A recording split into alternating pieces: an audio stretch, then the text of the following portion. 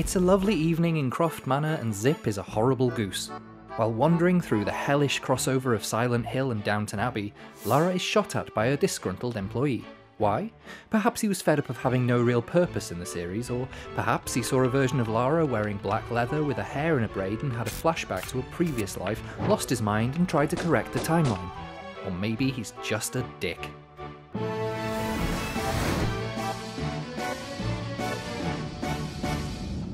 Flashback. Lara is continuing her hunt for a long-lost mother who she believes is to be found in the mythical Celtic realm known as Avalon, so naturally she's scouring the Mediterranean. She takes a deep dive to Davy Jones' locker, severely angering Greenpeace by wiping out what appears to be the biggest school of sharks in Greece, then enters a hidden temple, does her best Link impression by smashing a bunch of pots and vases in search of treasure, and picks a fight with a blind kraken. Always happy to contribute to the list of extinct species, Lara brutally ends this poor creature's life by dropping a spiky chandelier on its head. But wow, can you imagine the calamari?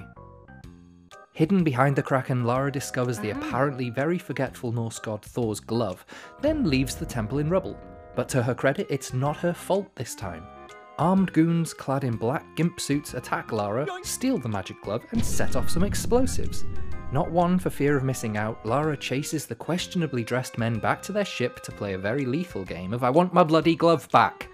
Before long, she comes face to face with the sassy and surprisingly not quite dead Queen of Atlantis, Natla. Unlike her previous incarnation, Natla is now an immortalish, semi-demonic demigod with the power to withstand lava, bullets, pillars, and exploding pyramids. Now, she claims that Mother Croft travelled through some magical rabbit hole to the Celtic Avalon, which is also the Norse Helheim, probably due to some ancient mythological naming mishap.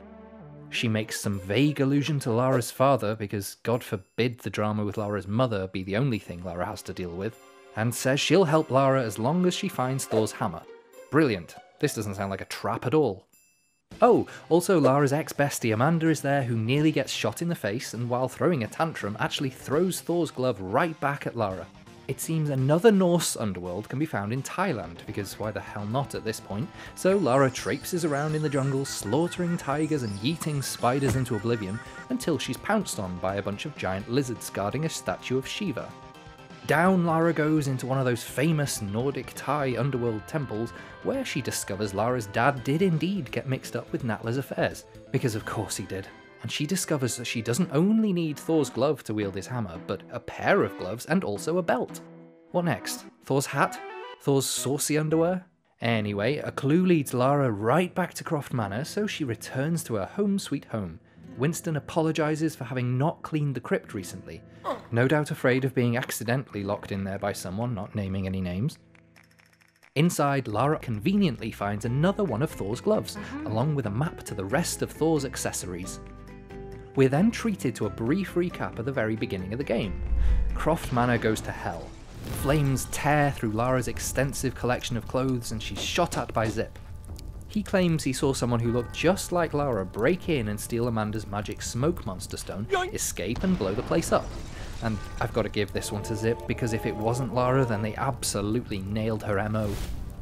Finally, it's Lara's time to conquer her demons and face her darker self. This black-clothed, pale-skinned, red-haired, yellow-eyed version of Lara was just one red lightsaber away from being a Sith Lord. She smacks Lara about a bit, reveals her distaste for any English stereotype by killing Alistair, and runs away. What was it you said in Legend, Lara? I've simplified your payroll. It's okay, don't beat yourself up about... oh. Well, nobody harms my staff but me, thinks a mildly inconvenienced Lara, and apparently completely unfazed at the sight of her beloved family manor going full towering inferno, she just sets off on a quest to destroy the terrible trio, Amanda, Natla, and the doppelganger. First stop on the Revenge World Tour, Mexico. Lara kicks up a storm in the jungle, thins out the local population of jaguars, checks her Maya calendar, and blasts through some very visible yet somehow undiscovered ruins. She raids her way through a giant spider-infested throwback to Tomb Raider 2 and ends up in another Norse underworld, flooded with delicious-looking blue goo. But you can't eat this stuff. Well, you can, but only once. This is Ether, the liquid that kills the living and animates the dead. Ignoring the goo, she accessorizes with an ancient belt and then heads to a snowy island in the Arctic Sea.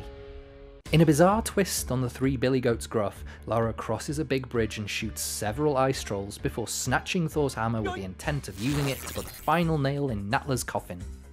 She briefly stops by Amanda's ship to streamline her payroll, throws a complete strop and smashes up Natla's pad because she won't give her any proper answers, and then follows the Atlantean Queen to an enormous underwater, you guessed it, Norse temple. You're joking. Not another one? Welcome to Helheim. Natla apparently uses the power of her glowing breasts to try and open the gates of hell, but Lara smashes through them anyway. Revelation time! Amelia Croft pops up and does her best Resident Evil cosplay, apparently having taken a bath in that shiny blue zombie fluid.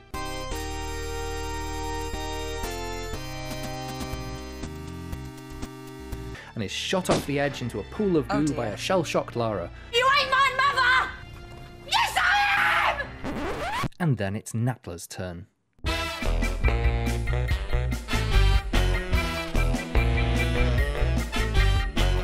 been messing up everything? It's been Jacqueline all along. Who's been pulling every evil string? It's been Jacqueline all along. She's insidious, so perfidious that you haven't even noticed. It's been Jacqueline all along. And I killed Richard too. Desperate Amanda throws the doppelganger to its apparent doom, teaming up with Lara to stop Natla inside a Nordic chamber of secrets. Natla's plan, you ask? To literally rip the world to shreds by repeatedly smashing into it with a giant snake statue. Nah, thinks Lara, and yeets the hammer at Natla. She escapes the ruins by way of another Stargate from another sword in another stone, luckily ending up in the safety of the Nepalese snowy wasteland, where Lara bids a fond farewell to her parents. Oh, and if you hack the game files, you see Lara shooting a vengeful Amanda and leaving her to die. Again.